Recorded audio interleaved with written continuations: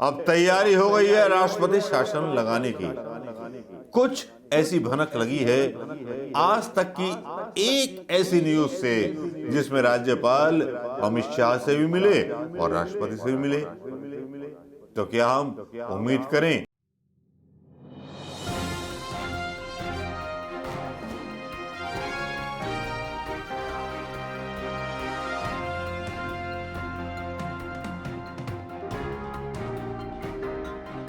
ममता बनर्जी का रक्त रंजित इतिहास, इसका आपको शायद पता होगा, ये भी पता होगा कि जब कांग्रेस दोस्तों जब रक्त रंजित ममता बनर्जी का इतिहास जब भारतीय जनता पार्टी गाने लगती है तो मैं भी थोड़ा थोड़ा उससे सहमत लगता हूं। रक्त रंजित इतिहास, जी हां, ये कभी कम्युनिस्ट पार्टी का हुआ करता था कांग्रेस के खिलाफ। जी हां, जब कांग्रेस वहां सत्ता में रहती थी, लड़ाई कम्युनिस्ट पार्टी और कांग्रेस के बीच रहती थी। कांग्रेस कई सालों तक नहीं जीत पाई, कम्युनिस्ट पार्टी का राज रहा, वहाँ गुंडई का और मतलब बम फेंकने वालों का राज रहा। ममता बनर्जी ने एक हड़ताल की और सत्ता में आई और हड़ताल की टाटा की नयो की फैक्ट्री के खिलाफ जो आने वाली थी और उन्होंने उस संघर्ष को सहा, कांग्रेस को छोड़ दिया, एक नया दल बनाया बंगाल में, पश्चिम बंगाल में, कांग्रेस के लोगों को ही तोड़कर, कांग्रेस पार्टी को ही तोड़कर। लेकिन आज कांग्रेस पार्टी को तोड़ करके वो क्या कर रही हैं? उन पे आरोप लग रहे हैं उनके भतीजे के प्रमोशन के और उन्हीं की पार्टी पे करप्शन के, कई नेताओं के आरोप। कुछ नेता तो बीजेपी से भी मिले। तब आज मुझे एहसास होता है कि सोनिया गांधी ने क्यों इनकी शर्तें नहीं मानी थीं जब ममता बनर्जी सोनिया गांधी से मिलने गई थीं। वो जानती थीं कि ये करप्शन करेंगे और किया और बहुत किया और इलेक्शन जीतने के लिए किसी भी हद तक जा सकती हैं ममता बनर्जी। आज ऐसा कुछ लगा उन रिपोर्टों से। जिस तरह ममता बनर्जी प्रधानमंत्री का दावा भरती हैं, सब कुछ भरती हैं, और कांग्रेस के लिए भी ये सबसे बड़ी प्रॉब्लम है कि जो इमरजेंसी के टाइम पर कांग्रेस के खिलाफ पार्टियां बनी थीं और बड़े बड़े करप्शन करके उन्होंने अपनी पार्टियां बना लीं और इतना बड़ा करप्शन किया, अगर कांग्रेस उनके साथ जाती है तो ये कांग्रेस की तीसरी हार होगी। कांग्रेस एक राष्ट्रीय पार्टी है, उसको अकेले लड़ना चाहिए, एकला चालो रे, ना तेजस्वी से समझौता करना चाहिए। कांग्रेस के पोस्टरों पर तेजस्वी, नीतीश, मोदी और ममता बनर्जी जैसे लोगों के खिलाफ बयान होने चाहिए। लेकिन यहाँ पता नहीं कौन लोग हैं जो राहुल गांधी के सलाहकार हैं, कौन लोग हैं जो कांग्रेस के सलाहकार हैं जो इस तरह की बात करते हैं। लेकिन प्रधानमंत्री मोदी का जो विजन है वो बहुत क्लियर दिखता है जब बंगाल में चुनाव होते हैं और बंगाल के चुनाव के बाद यहाँ जो है अब तैयारी हो गई है राष्ट्रपति शासन लगाने की। कुछ ऐसी भनक लगी है आज तक की एक ऐसी न्यूज से जिसमें राज्यपाल अमित शाह से भी मिले और राष्ट्रपति से भी मिले। तो क्या हम उम्मीद करें कि राष्ट्रपति शासन लगने वाला है पश्चिम बंगाल में? पहले ये क्लिप देख लीजिए आज तक। मार से बंगाल कराह उठा है। पंचायत चुनाव के ऐलान के बाद चुनाव होने तक 60 से ज्यादा लोगों की जान चली गई है। अब इस हिंसा पर रिपोर्ट लेकर बंगाल के राज्यपाल गृह मंत्री अमित शाह से मिलने दिल्ली पहुंचे हैं। खबर है कि राज्यपाल राष्ट्रपति से भी मिलेंगे। जहां यह भी बता दें कि बंगाल में पंचायत चुनाव का परिणाम कल आएगा। ऐसे में नतीजों से पहले राज्यपाल का राष्ट्रपति और गृह मंत्री से मिलना सियासत को बढ़ाने वाला है।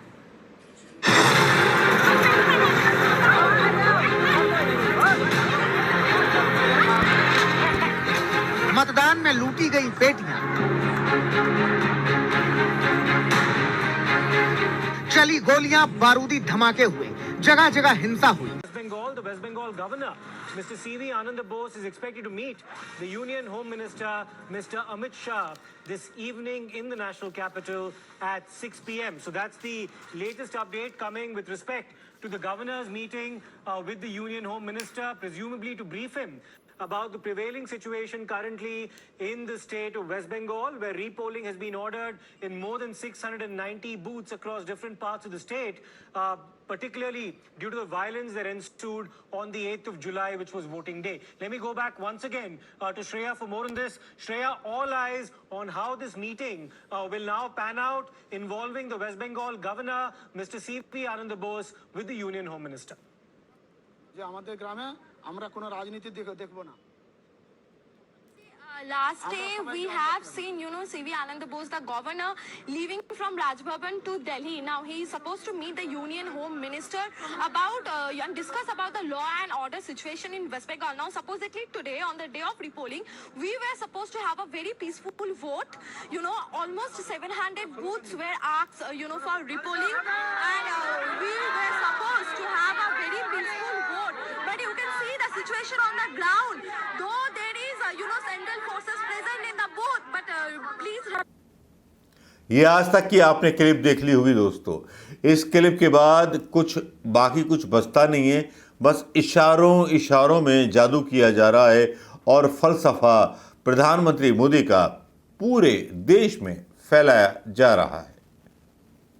लेकिन ये बात तो तय है कि जिस तरह से चुनाव आयोग भारतीय जनता पार्टी का था, अब उसको बोला जा रहा है कि ममता बनर्जी ने स्टेट चुनाव जो आयोग था उसको भी अपहरण कर लिया और राष्ट्रपति से मिलने की गुहार और फिर अमित शाह से गुहार, और कुछ जो है अंदर की खबर ये है कि कभी भी पश्चिम बंगाल में राष्ट्रपति शासन लागू किया जा सकता है। वजह सबसे बड़ी ये है कि जहां विपक्षी एकता की बात चल रही है, वहां प्रधानमंत्री मोदी ने भी अपनी रणनीति बिछा रखी है। प्रधानमंत्री मोदी कभी नहीं चाहेंगे कि ये लोग एक हों, खास तौर पर ऐसे लोग जो करप्ट लोग हों, जिनकी पार्टी में करप्ट लोग थे, जो करप्ट लोग आके भारतीय जनता पार्टी में हर गंगे में नहा करके, हर भाजपा में नहा करके एकदम पवित्र हो गए। ये तो मानना पड़ेगा हमें दोस्तों कि हमारा देश एक मुश्किल दौर से गुजर रहा है। राहुल गांधी जैसे नेता से दूर जरूर गुजर रहा है, लेकिन मुश्किल दौर से गुजर रहा है। ना देश के साथ मीडिया है, ना देश के साथ न्यायपालिका है, ना देश के साथ वो लोग हैं जिनको सिविल सोसाइटीज कहा जाता है। तो फिर कौन है देश के साथ? देश के साथ वो लोग हैं जो जॉब कर रहे हैं, अपने घरों में बैठे रह करके, और रिस्क लेते हैं ऐसे वीडियो बनाने का जो वीडियो मैं बना रहा हूं। क्या आप में हिम्मत है इस तरह की एक तरह से टिप्पणी करने का? क्योंकि अगर राष्ट्रपति शासन पश्चिम बंगाल पर लागू होता है तो सीधे सीधे जो है विपक्षी एकता पर भी चोट पहुंचेगी और खौफ पहुंच जाएगा बिहार तक। और ये होना है, ये 3-4 दिन के अंदर होने वाला है कि राष्ट्रपति शासन पश्चिम बंगाल पर लगने वाला है। भाई भविष्यवाणी है, ये होके रहेगा। सारी बिसात बिछ चुकी हैं।